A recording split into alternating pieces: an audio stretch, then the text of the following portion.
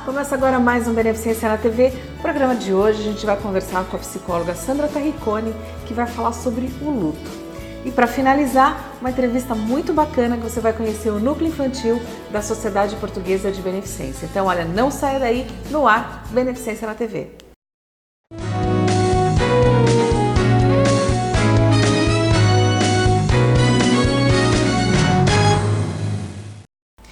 Beneficência vai falar de um assunto, hoje comemorado o dia de finados, dia 2 de novembro, e muitas pessoas vão aos cemitérios para relembrar aquele ente querido. Mas até chegar nessa fase existe o luto. E sobre o assunto eu vou conversar com ela, que é psicóloga, a doutora Sandra Tarriconi. Tudo bem, Sandra? Tudo bom, Cris? Mais uma vez aqui hoje, agora na Beneficência, o luto. O que vem a ser o luto? Você começou bem, né, o programa comentando sobre até o finados, essas datas comemorativas. E para as pessoas são datas para umas tristes, outras de lembranças, saudades, porque nós entendemos que esse processo do luto, a elaboração do luto é um processo psíquico, que tem que ser elaborado essa perda. Nós temos a perda real e temos as perdas simbólicas. O que seria essa diferença? A perda real é quando você perde um ente querido. E quanto mais importante essa figura, quanto mais investimento emocional você tem essa figura, maior vai ser o sentimento da perda. E nós temos as perdas simbólicas. O que seriam essas perdas simbólicas? Que também têm o mesmo impacto, muitas vezes até maior do que uma perda real. As perdas simbólicas são perdas de emprego, de relacionamentos afetivos, de status, né? E outras perdas que muitas vezes nós nem percebemos, mas elas existem. São perdas dos papéis vivenciados por nós durante toda uma vida, ou seja, a adolescência é uma perda da infância. Isso também é um luto.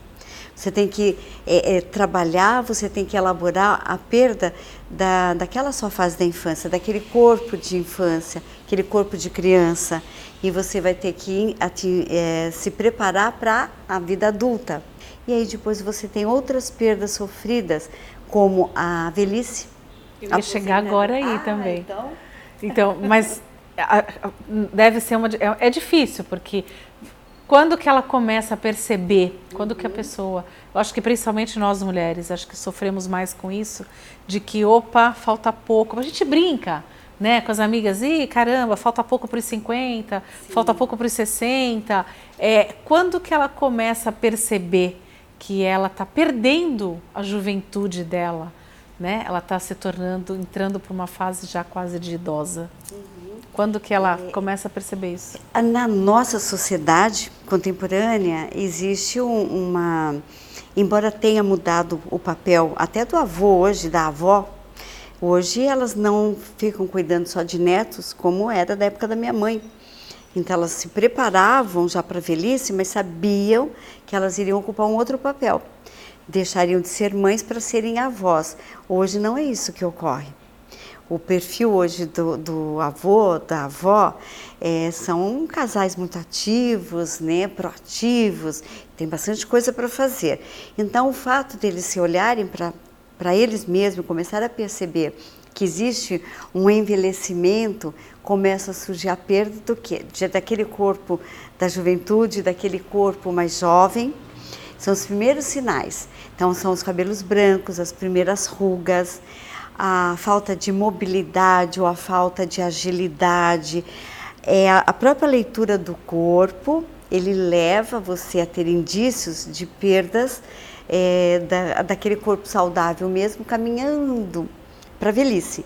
Então, você vai vivenciar um luto daquele corpo lá de trás, não só o corpo. Mas é um luto mais prolongado esse. Sim. Ele na verdade, todas as fases, eles te levam a um luto prolongado, né? A aposentadoria, você tem que se preparar para a aposentadoria, que é mais um indício que você está envelhecendo.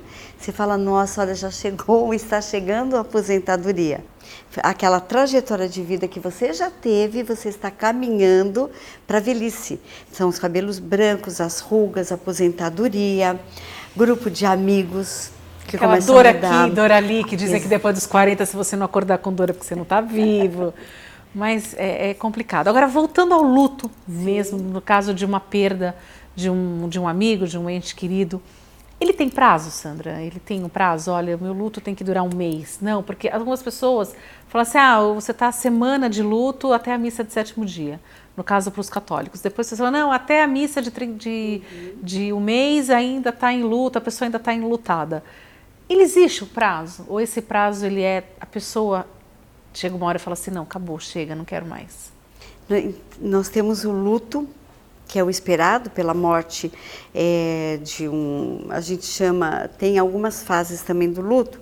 Tem o luto antecipatório, quando você tem um ente querido já numa doença crônica e numa fase já ou de paliativos, ou de cuidados paliativos, ou uma fase de finitude, que são diferentes, e você vai elaborando aquela perda. Então, nós chamamos de um luto antecipatório. E tem aquele luto que ocorre de uma forma sem aviso prévio. Então, é aquela morte, geralmente, trágica de um ente querido, que você não teve... Trágica no sentido não só de um acidente, mas pode ser de um... tempo de despedir, exatamente, né? Porque não estava internado, não estava nada. Às vezes, no caso de um infarto fulminante, a pessoa sai para trabalhar e tem um ataque. Quais são as fases do luto, Sandra? Então, você vai ter, segundo a Elisabeth Kübler-Ross, que foi uma estudiosa, né, nos anos 60, sobre essas fases do luto, ela coloca que essas fases, e são muito bem definidas essas fases. Num primeiro momento, você tem a fase ou do luto, ou de diagnóstico também de uma doença, você tem a fase da negação. Então, você perde um ente querido, você recebe a notícia, olha, morreu seu filho, por exemplo. Então, o impacto é tão grande que você nega que possa ser verdade. Você fala, imagina, não, ele não morreu. Então, você começa a buscar informações que te dê o contrário dessa notícia recebida. Então, você nega que essa pessoa morreu. E negar é um sinal da consciência de que alguma coisa pode ser verdade. Aí vem, passando essa fase, você entra na fase da raiva, né? E você vai se perguntar, por que eu? Por que eu perdi essa pessoa? Né? Você muitas vezes vê como um castigo, fala assim, então Deus está me castigando, está tirando essa pessoa na qual eu investi tanto de amor, né? Eu investi tanto nesse objeto de amor, e você vai perguntar por que aconteceu com você. Então é uma raiva. A raiva pode ser direcionada a Deus, né? Por que você está me tirando essa pessoa? Uma raiva direcionada a você. Porque quando nós perdemos alguém, parece que a gente nunca fez o suficiente para essa pessoa em vida. Então, sempre ficou faltando alguma coisa. Eu poderia ter me dedicado mais tempo a ela, se foram os pais, né? Nossa, eu não fui uma boa filha, eu não fiz o suficiente para ela. Aí, passando essa fase da raiva, vem a fase da barganha. E aí, nessa fase da barganha, você vai também negociar. Você vai negociar com os médicos, ou você negocia com Deus, você negocia com familiares, e você começa a negociar essa sua angústia da perda, né? E você vai você faz promessas, você fala, Deus, tire essa angústia de mim, né? Eu vou me dedicar mais à igreja, eu vou me dedicar mais às orações, mas para você poder aliviar essa perda mesmo. Buscar uma religião nova, até achando que aquilo vai tirar essa dor, né, que a pessoa sente. Exatamente. E aí vem a fase da depressão, depois passando a barganha ou a negociação, aí vem aquela fase da depressão, ou da interiorização, e você fala, nossa, realmente eu perdi aquela pessoa, não tem volta. Então acabou, né? Esse vínculo com ela, esse vínculo afetivo, terminou. Então a pessoa ela entra numa fase de depressão ou de interiorização e vai repensar tudo isso que aconteceu. Aí começa a elaboração do luto mesmo. E aí você passando essa fase, então, da depressão ou da interiorização, vem o estágio final, que é o da aceitação. E as pessoas, cada um tem o seu tempo, não tem um luto certo, não tem um período de luto determinado, cada pessoa tem os seus recursos emocionais para lidar com o luto e vai depender de cada uma das pessoas. Então ela não tem um prazo, ela mesma, depois dessa aceitação, ela tem que olhar para dentro de si, olhar em volta e falar, não, chega, não vou mais viver esse luto, porque essa pessoa fala, não, eu não estou em luto, não, ela está, porque ela acaba ficando numa fase depressiva, sim, que pode levar também a uma depressão, claro, e aí ter que tratar, mas ela tem que ter a consciência de chegar, olhar para dentro e falar assim, não quero mais viver esse luto e a vida vai seguir, é isso. É isso que acontece, o que a gente espera que aconteça, porque os antigos, né, pelo menos da minha geração, eu lembro dos antigos usarem o luto fechado, a cor preta. E então não tinha assim, não pintavam nem os cabelos, porque era um prazo que eles estavam certo. Em média, um luto não patológico, um luto na qual porque veja, Cris, quando você perde alguém, é um pedacinho de você que morreu junto. Então você perde um filho, você perde, como eu falei, quanto mais investido for de afeto, de amor, esse objeto de amor mesmo, então maior vai ser essa perda. É a sua vida, é um pedacinho de você que se foi. Então, esse processo vai depender de pessoa para pessoa e não pode se tornar patológico. O que seria, então, um luto patológico? O normal, o que a gente espera que ocorra, essa elaboração psíquica do luto, em média, claro, variando de pessoa para pessoa, em média um ano e pouco, até que você consiga novamente se reerguer e tocar a sua vida, vai seguindo a sua vida de uma forma saudável. Só que tem pessoas que não conseguem essa elaboração e elas entram num luto patológico. E lá elas permanecem. Ou elas mantêm as coisas da pessoa que morreu, ela mantém exatamente como estava. Porque ela não consegue, não é saudável, eu diria. Porque foi aquele período, acabou, foi aquela história construída e acabou. Claro que é muito difícil, não é? Você passa aquela fase das fotografias como uma forma de você reviver novamente aquela pessoa. Eu tenho uma paciente que eu lembro, alguns pacientes, o relato de alguns pacientes, eles colocam que o sonho é tão gostoso, sonhar com aquela pessoa é você lembrar novamente daquela pessoa. E no sonho, muitas vezes, eles brigam com aquela pessoa e eles falam, por que você me deixou? Por que você foi embora? Principalmente quando se perde adolescentes, filhos jovens, em acidente de automobilístico, de moto. Então a pessoa, ela cobra durante o sonho, né, por que essa pessoa acabou deixando a ela. E esse luto patológico é você não elaborar a perda da outra pessoa. Você acaba vivendo em função daquela figura, daquele objeto de amor que não está mais ali. Então seria interessante, né, fazer um tratamento com um psicólogo para acompanhar essa perda, esse luto. Sandra, nosso tempo está esgotando, mas eu tenho só duas perguntas. Como falar para uma criança que, de repente, uma criança que perde um pai ou uma mãe cedo, como falar para essa criança? A idade mais ou menos, aproximadamente, a criança antes de 6 anos, 7 anos de idade, ela não tem muito ainda noção do que é essa perda, porque é muito abstrata, é muito subjetiva. Então, a gente sempre, também vamos trabalhar com simbolismo, a gente vai mostrar para a criança que os animaizinhos, né, eles também morrem, que os peixinhos morrem, e o que seria essa perda?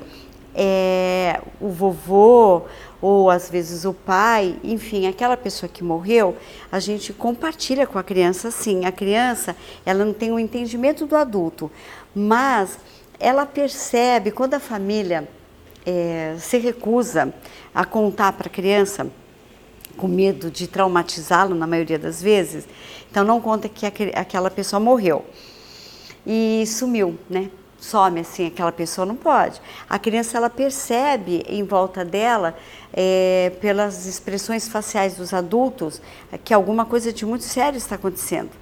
E ela fica muito assustada, porque ela pergunta o que está acontecendo e ninguém fala, não, não foi nada, mas assim, as pessoas chorando, se desesperando.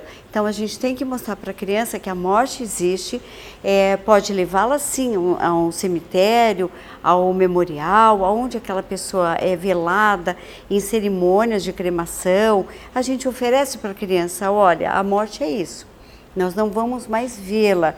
Então você quer ir a um velório, porque a criança da idade contemporânea, ela foi, tiraram a criança do próprio ritual. E o ritual é um rito de passagem, tem que existir. Então é importante ir no velório, acompanhar um enterro, isso é importante. Não precisa mandar beijar aquele corpo, né? Aquela pessoa que morreu. Eu acho que é muito agressivo para a criança, até para nós, depende da cultura. Mas você pode e deve, leva, oferece. Olha, nós vamos lá. Geralmente a criança, ela tem a ideia de algum desenho, um filme, ela sempre tem alguma informação que ela obteve de algum lugar. Então seria mais interessante a família, né? A morte hoje não é familiar, é uma morte hospitalar, mas seria interessante mostrar para a criança que a morte existe, para que ela não se torne um adulto temeroso no futuro. O fato de ir aos cemitérios, como hoje a gente está num dia de finados, ir ao cemitério, levar as flores, isso também ameniza um pouco aquela dor? É saudável, é saudável. Olha, nós vamos ao túmulo da vovó, ou do vovô, ou do titio, né, ou do seu pai, enfim. Olha, então oferece para a criança, nós vamos deixar as flores, depositar as flores ali como uma forma de lembrar aquela pessoa. A gente pode lembrar pelo coração, podemos lembrar através de fotografias, mas há um ritual, dependendo da sua cultura. Então oferece à criança se ela quer te acompanhar, porque ela vai conviver com a morte, que ela existe, e eu acredito sim que seja saudável. Eu acho que o principal é a gente respeitar a dor do próximo, né? Uhum. Seja pela perda de um emprego, seja pela perda de um pai, de uma mãe, de um filho, de um irmão, ou até mesmo de um amigo. Sandra, obrigada mais uma vez, Cris. É sempre muito bom falar com você. Eu queria que você deixasse aquela mensagem para aquela pessoa que está numa fase enlutada. O luto, ele existe, o luto, ele é real, então não se sinta culpada porque você está abrindo mão de fazer coisas mais prazerosas para você curtir a sua dor. E isso daí faz parte da elaboração do luto, então não se sinta culpada. Sofra o quanto você tiver que sofrer, ressignifique essas perdas, veja a importância dessas perdas no seu momento de vida e que ela vai suavizar. Essa perda, a tendência dela é estar diminuindo, mas só o tempo é de cada um de nós. Tá aí, você conferiu um bate-papo sobre o luto com a nossa psicóloga Sandra Tarriconi. E agora então você confere a entrevista que eu fiz lá no Núcleo Infantil da Sociedade Portuguesa de Beneficência.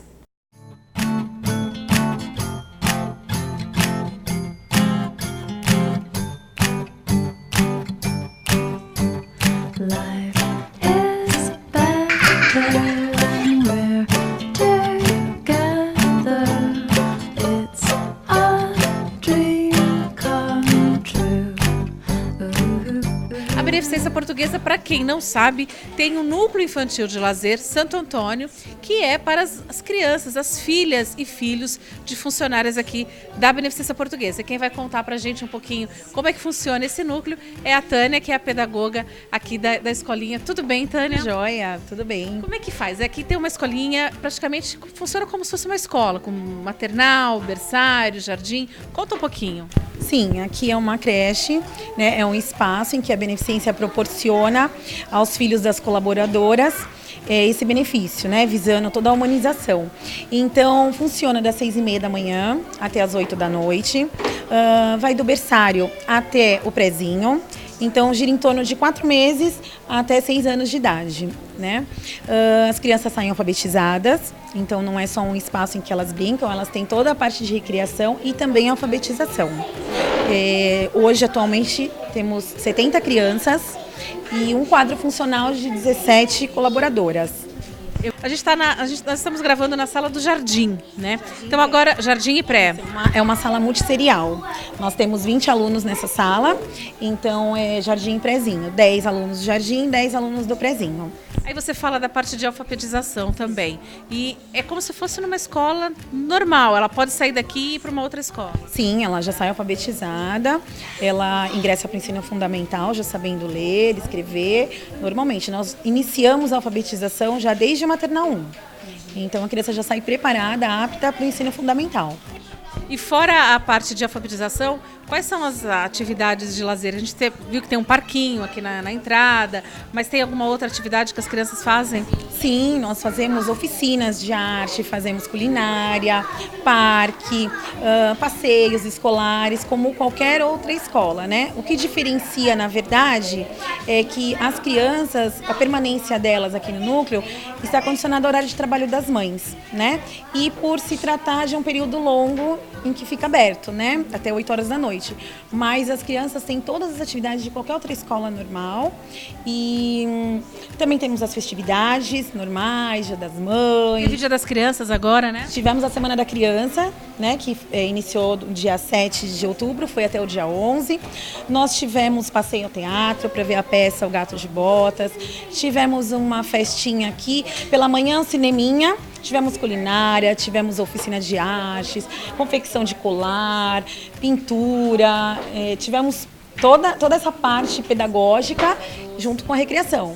Agora, a Tânia acaba facilitando também, porque assim, a mãe hoje, aquela correria, não leva filho para a escola, vai buscar filho na escola, tem hora para entrar no serviço. Às vezes surge, dependendo do trabalho da mãe, aquela hora extra, olha, vou ter que demorar um pouco no meu serviço e liga para a escola para ir buscar, perde horário, enfim. Acaba sendo um benefício para essa mãe de ter o filho aqui do lado do trabalho dela, ela não precisa se preocupar com trânsito, com nada, né, Tânia? Eu acredito que esse seja um fator determinante até para muitas mães usufruírem desse benefício, porque é todo esse respaldo que temos no núcleo. Na verdade, somos uma família, né? Somos todas colaboradoras da Beneficência, então elas se sentem confortáveis, de trazer as crianças, confiança, né? Qualquer problema, elas têm um acesso fácil, né? Porque a escola ela fica dentro da Beneficência, então tem um acesso fácil e rápido também. Então, eu acredito que esse seja um benefício muito grande. Agora, Tânia, a gente já falou do jardim, já falou das crianças, das atividades, mas tem o berçário também, né? A partir de quantos meses que o bebê já pode vir aqui para a escolinha? Normalmente, nossos bebezinhos já ingressam a partir dos 4 meses. Então, nós temos berçário 1 e berçário 2, né? Que são os bebezinhos de aproximadamente 4 meses até 1 ano e meio. Aí eles já podem iniciar. E como é que fica o coração da mãe tendo que deixar o bebê aqui e ir trabalhar? Com certeza acelerado. Eu acredito até e sempre brinco com as mães que eu acho que elas sofrem mais do que as crianças, né? Adaptação. Não é fácil. Mas de um modo geral tem sido muito boa, até porque aqui no núcleo as crianças elas iniciam no berçário e vão para as outras séries, ingressando. Quando chega no prézinho aqui, todos já se conhecem, mães, alunos, colaboradoras, então acaba facilitando isso, a adaptação das mães, das crianças.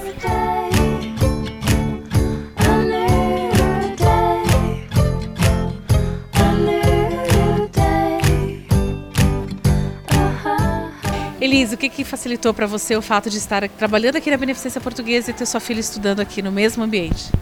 É ótimo, porque só do fato dela estar aqui ao lado, isso facilita muito, né? Então, assim, a professora é muito importante na vida dela, né? A diretora, a Tânia, né, sempre nos avisa quando está no momento de doente, né? As festas são bem recreativas, não tenho o que reclamar, né? Facilita muito e só tenho a acrescentar elogios para essa instituição Beneficência e também agradecer também ao presidente e dar essa oportunidade para nós mães, porque o fato de ter um filho longe, numa escola longe, se acontece alguma coisa até sair e aqui está ao lado, né? Então assim, facilita muito. A praticidade, ela está aqui desde os 8 meses, né? Desde o berçário praticamente, né? Crescendo junto com toda a turminha e a praticidade de qualquer emergência, qualquer dorzinha, a gente pode contar com a ajuda da Tânia, de estar chamando E isso facilita bastante a nossa vida, né? Você trabalha mais despreocupado, né? Saber que não precisa sair do teu serviço, pegar trânsito, se locomover, né? A facilidade de você poder sair do seu setor, vir dar uma olhadinha no seu filho de vez em quando, nem que seja através do muro, isso aí alivia, né? Você trabalha com mais tranquilidade, né? Ela tem mais um aninho aqui e a gente já começa a ficar preocupado, né? Como vai ser, né? Então, o núcleo para os funcionários acho que é um dos maiores benefícios que o hospital poderia dar para a gente, né?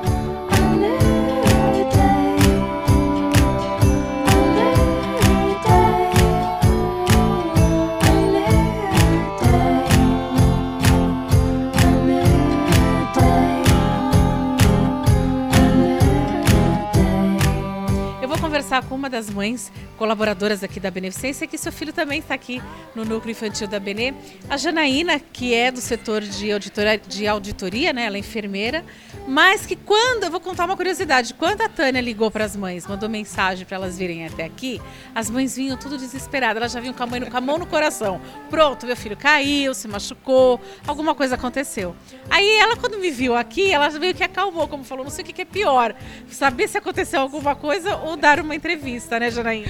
É, bem por aí, mas graças a Deus a sua entrevista é mais fácil. Janaína, me diz uma coisa, você tem filho ou filho aqui? Tenho um filho, Henrique, tem 5 anos. E ele está aqui desde quando? Desde os 5 meses. Quando eu voltei da minha licença maternidade, o Henrique já veio comigo. E aí, como é que foi para você? Já vou trabalhar, deixar meu filho aqui e aquela vontade, porque ainda mais recém-nascido a gente não consegue separar, né? É verdade, o coração aperta bastante, né? Porque a gente vai se separar um pouquinho. Mas é muito bom saber que ele está tão pertinho, né? Sendo cuidado por pessoas que a gente conhece, profissionais, assim, de excelente, né? Assim, qualidade. Sempre tive grandes portas abertas aqui no núcleo para poder estar acompanhando, né? Ele mesmo pequenininho, então mesmo trabalhando nos horários previstos, necessários, eu poderia estar aqui com ele, né? Estar amamentando, também estar trazendo medicação quando foi necessário. Então, assim, a gente criou um vínculo desde pequenininho em Caxias e isso é muito bacana, né? Isso é muito gratificante para a gente por poder ter algum lugar para deixar o nosso filho, né? Na verdade, ser o aprendizado, né? Ter um aprendizado, já ser cuidado desde pequenininho por pessoas que a gente confia. Como é que foi? Já que teu filho está aqui desde o berçário, porque praticamente a alfabetização dele foi toda aqui. Como é que você vê agora esse desenvolvimento dele pedagógico? Porque logo, logo ele já vai começar a ir para o ensino fundamental. Isso é verdade, o coração aperta, porque a gente vai ter que se separar, né? Logo ele não estará mais aqui, ele tem só mais um ano. E o aprendizado dele é importante, desde o primeiro momento eu vejo o quanto que ele evoluiu, o quanto que ele cresceu. Realmente as pessoas às vezes acham que a creche é só para ficar lá a criança enquanto os pais estão trabalhando, e não é verdade. Aqui é uma escola onde tem disciplina, onde tem os ensinamentos, né? Eu vejo que o Henrique a cada dia ele evolui mais ainda, há aprendizados que a gente sabe que é aqui na escola, o acompanhamento nos livros, cartilha. Então, assim, é muito gratificante. Eu só tenho que agradecer mesmo, porque a gente vê o quanto que os profissionais são preparados e o quanto investem nas nossas crianças. Janaína, no dia que eu vim conversar com a tia Tânia aqui, né, para saber, para conhecer, eu vi que elas estavam tomando lanche. Então eu fiquei sabendo até que as crianças vêm para cá, tomam café da manhã. Tudo isso a Beneficência acaba proporcionando, toda a parte de alimentação também. Toda a parte de alimentação, desde que entra aqui do café da manhã, almoço, lanche da tarde, o jantar, né, até o banho. Né, as crianças aqui tomam banho, e não que lá em casa não vai tomar, não que isso, né, seja completamente necessário, mas olha a tranquilidade de um calor, de um verão, saber que a criança vai brincar e a criança depois vai poder ser higienizada, né, a criança vai tomar um banho. Então, assim, são coisas, são detalhes que às vezes parece bobo, mas a gente como mãe que quer o melhor para o nosso filho, a gente fica muito feliz de saber que tudo isso a gente encontra aqui.